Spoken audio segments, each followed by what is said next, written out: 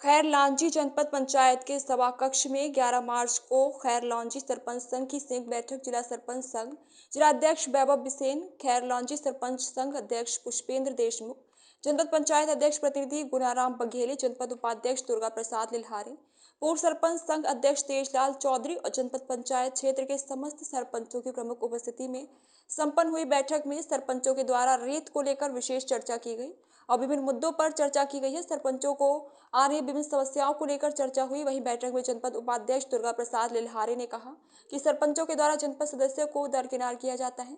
सरपंच और जनपद सदस्य मिलकर काम करेंगे तो ग्राम विकास में कमी नहीं होगी। जिला सरपंच संघ जिलाध्यक्ष वैभव बिसेन, अध्यक्ष डॉक्टर पुष्पेंद्र देशमुख ने बैठक में कहा कि सरपंचों को कार्य के दौरान जो समस्याएं आ रही हैं उसका निराकरण के लिए जिले के उच्च अधिकारियों के समक्ष बात रखी जाएगी। अगर निराकरण नहीं होने पर खैरलांजी जनपद क्षेत्र सहित जिले की समस्त पंचायतों में तालाबंदी कर विरोध किया जाएगा।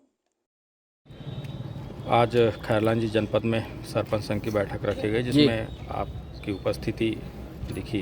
क्या विषय पर बैठक किया? आज हमारे खैरलांजी जनपद परिवार ने पूरा हमारे सरपंच साथियों की बैठक रखा था। हमारा पूरा सरपंच परिवार एक हुआ था क्षेत्र का, और बहुत सारी जो क्षेत्र में चल रही विसंगतियां हैं कार्यों को लेकर के इन सब पे मुद्दे पर चर्चा हुई।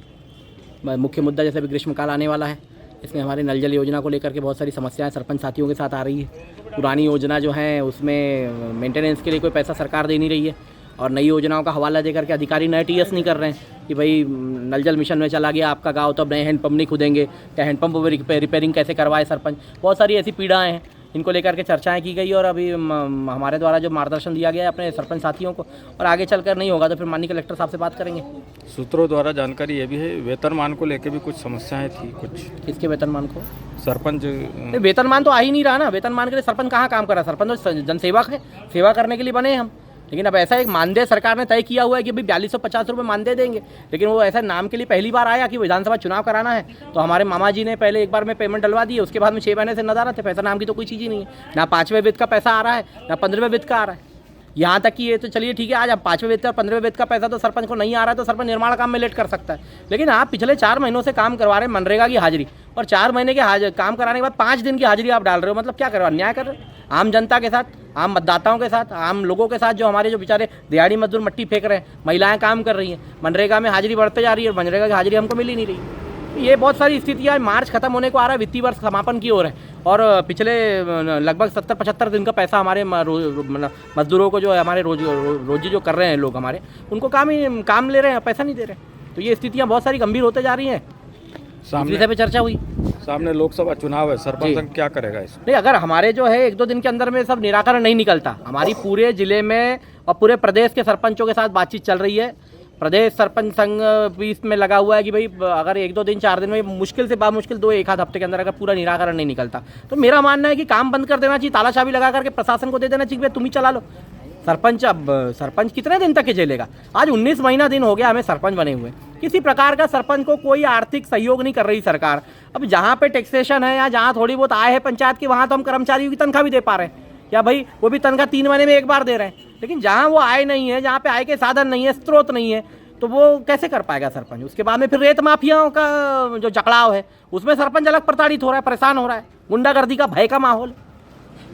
जैसे कि ये भी मुद्दा उठा कि इंजीनियर 2% की मांग करते हैं। अरे 2% की मांग करते हैं, 10-10% ले रहे हैं। यहाँ तो 2% का सुनने में आया, बिरसा में तो 10-10% ले ठेकेदार बन गए इंजीनियर। बिरसा में, बैयर में तो हमारे सीधे साधे आदिवासी भाई बहन सरपंच हैं, वहाँ तो ठेकेदारी चल रही है, वहाँ तो इंजीनियर ही सरपंच बन गए। जबरदस्ती जो है डरा धमका करके और फंसने का डर बता करके सीधे साधे आदिवासी भाई बहनों को लूट रहे हैं, 10-10, 15-15% पैसा खा रहे हैं। ऐसी कई स्थितियाँ, नामजद स्थितियाँ, शिकायतें हो रही, जांच कर नहीं रहा है प्रशासन। सरपंच संघ लगा हुआ, लड़ाई लड़ रहे हैं। किसको दोषी मानते हैं आप इसमें? हम दोषी मानते हैं हमारे जो बड़े नेता हैं, वो हमारे ऊपर ध्यान नहीं दे रहे हैं। भाई अभी चुनाव लड़ना था, बड़ी सरकार को चुनाव लड़ना था, मेन तो दोषी सरकार है। तो आपने योजना ला दी है, 2-4 दिन हमारे को 2-4 महीने की तनख्वाह दे दी है, उसके बाद में क्या? तो कुछ नहीं, किसी प्रकार की हमारी शिकायतों पे कार्रवाई नहीं होती। हर काम के लिए, अनुशंसा के लिए बड़े बड़े लोगों के दरबार में भटकना पड़ रहा है सरपंच साथियों को। तो जो नियम में है वो काम के लिए अगर भटकना पड़े तो हमारे सरपंच जाने भी तैयार है, लेकिन जो नियम में ही नहीं है, जिसके लिए कोई नियमावली नहीं बनी, कोई राजपत्र नहीं आया, फिर भी उसकी अनुशंसा मांग रहे हैं, विधायक संसद की अनुशंसा लेकर क्या, जिला परिषद की अनुशंसा लेकर क्या, तो सरपंच कहाँ से लाएगा? आगे सरपंच संघ के क्या कदम होंगे? अभी तो हम अपने सरपंच संघ को प्रदेश सरपंच संघ के हिसाब से हम जो नेतृत्वकर्ताओं के हिसाब से काम कर रहे हैं भाई कि भाई उनने बोले कि एक एक सरपंच के साथ में अपन बैठकर डिस्कशन कर ले। सरपंच एकता कार्यक्रम चल रहा है, वो पूरा का पूरा हमारा कार्यक्रम सफलता की ओर है। इसके बाद में भी अगर शासन प्रशासन को ये लग रहा होगा कि सरपंच जो है डर जाएंगे दब जाएंगे, तो अभी वो माहौल से बाहर निकल चुके हैं। सरपंचों के अंदर कोई दिल में डर वर है ही नहीं। अगर ऐसी स्थितियाँ चलती रही तो ये मान के चलिए आने वाले कुछ ही दिनों के अंदर में सबसे पहले तो हम तालाबंदी कार्रवाई करेंगे और चाबी ले जाके दे देंगे माननीय कलेक्टर साहब को कि आप ही चला लो बालाघाट जिला। आज सरपंच संघ की बैठक रखी गई थी जनपद में, क्या मुख्य उद्देश्य था बैठक का? मुख्य उद्देश्य था कि सरपंच को बहुत सारी परेशानी से गुजरना पड़ता है। सबसे बड़ा सरपंच के पास है मनरेगा।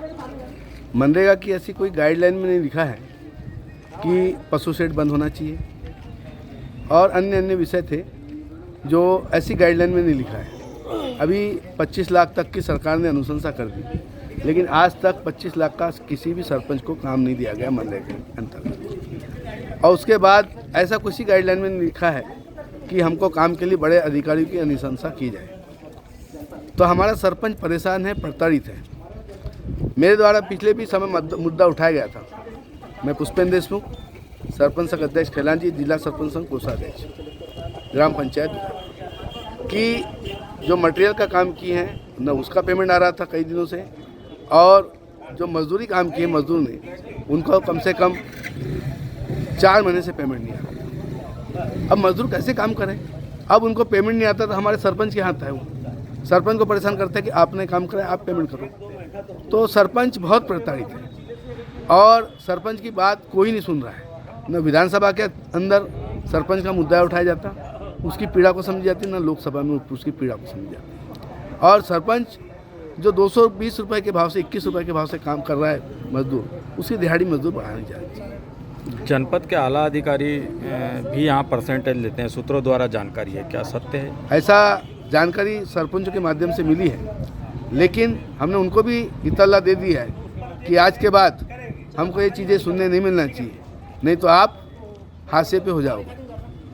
फिर सरपंच संघ इस जनपद को ताला लगा देंगे। जैसे कि मुद्दा ये भी उठा था बीच में कि मजदूरी कम दी जा रही ना, इसलिए तो बढ़ा नहीं, तो सरकार ने गाइडलाइन तय की है 221 रुपये, उसमें से भी काट कर दी जा रही है। खैरी में बीच में मुद्दा उठा था, नहीं काट के इसलिए दी जा रही कि कुछ हो सकता है मजदूर ने काम नहीं किया होगा, इसलिए काटी गई होगी।